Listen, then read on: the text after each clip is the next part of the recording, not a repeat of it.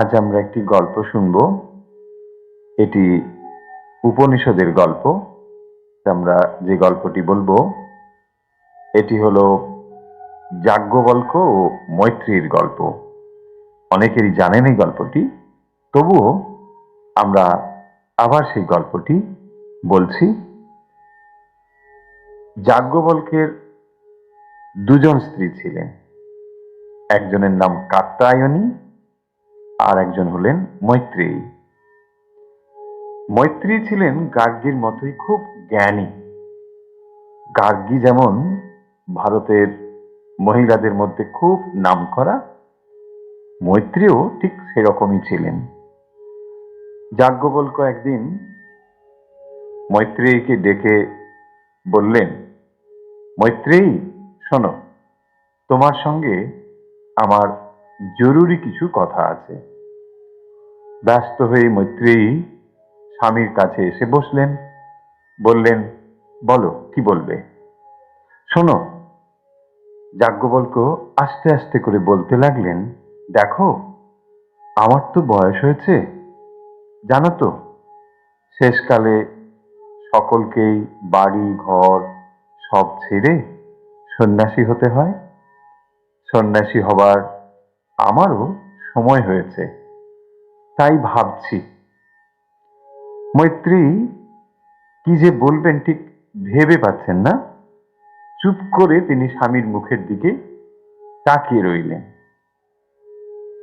তখনকার দিনে বুড়ো বয়সে প্রত্যেক লোককেই বাড়ি ঘর স্ত্রী পুত্র সব ত্যাগ করে সন্ন্যাসী হয়ে চলে যেতে হতো।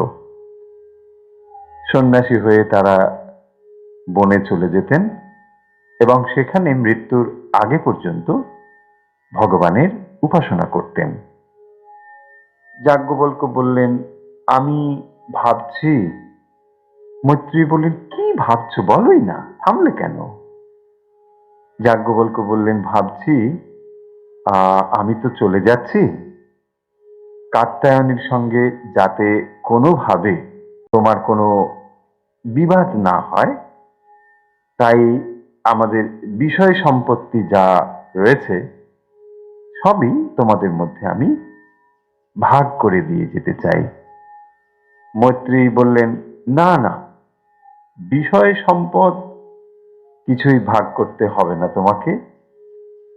হেসে যাজ্ঞবল্ক্য বললেন, তুমিও ভালো মেয়ে, কাত্যায়নীও খুব ভালো মেয়ে, তোমাদের মধ্যে বিষয় নিয়ে কখনো কোনো বিবাদ হবে না তা আমি বেশ জানি, তবুও ভাগ করে দিয়ে যাওয়াই উচিত হবে আমার মনে হয়। মৈত্রী আবার বললেন, না না, তোমাকে ওসব কিছুই করতে হবে না। তবে? যাজ্ঞবল্ক্য প্রশ্ন করলেন, তবে আর কি?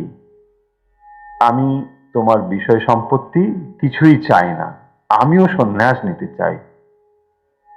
যাজ্ঞবল্ক্য আশ্চর্য হলেন না, তবুও চেয়ে রইলেন স্ত্রীর মুখের দিকে।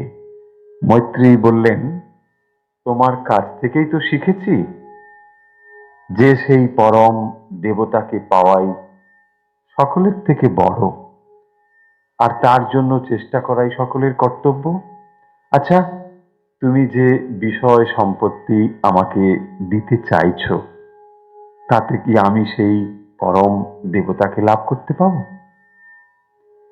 যাজ্ঞবল্ক্য উত্তর করলেন, না মৈত্রী, টাকা পয়সা বিষয় সম্পদ এসব দিয়ে কেউ কখনো পরম পুরুষকে লাভ করতে পারে না।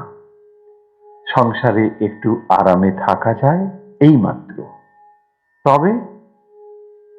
মৈত্রেয়ী তখন বলতে লাগলেন, তবে তুমি আমাকে ওই সব ধন সম্পদ দিতে চাইছো কেন? কারণ স্বামীর সম্পত্তিতে স্ত্রীরও তো অধিকার। যাজ্ঞবল্ক্য সেটি বললেন। তখন মৈত্রী উত্তর করলেন, বিষয় সম্পত্তি ছাড়াও তোমার আরো সম্পত্তি তো রয়েছে। আমি তোমার কাছে তাই প্রার্থনা করছি, তার অংশ আমাকে দাও। মৈত্রীর মনের কথা যাজ্ঞবল্ক্য সবই বুঝতে পারলেন, তবুও বাইরে চুপ করে রইলেন। মৈত্রী বললেন, তোমার মতো জ্ঞানী আজ এই দেশে আর কেউ নেই, তুমি আমাকে জ্ঞান দাও। এ কথায় যাজ্ঞবল্ক্য খুবই আনন্দিত হলেন এবং পরমার্থ বিষয়ে তাকে উপদেশ দিতে লাগলেন।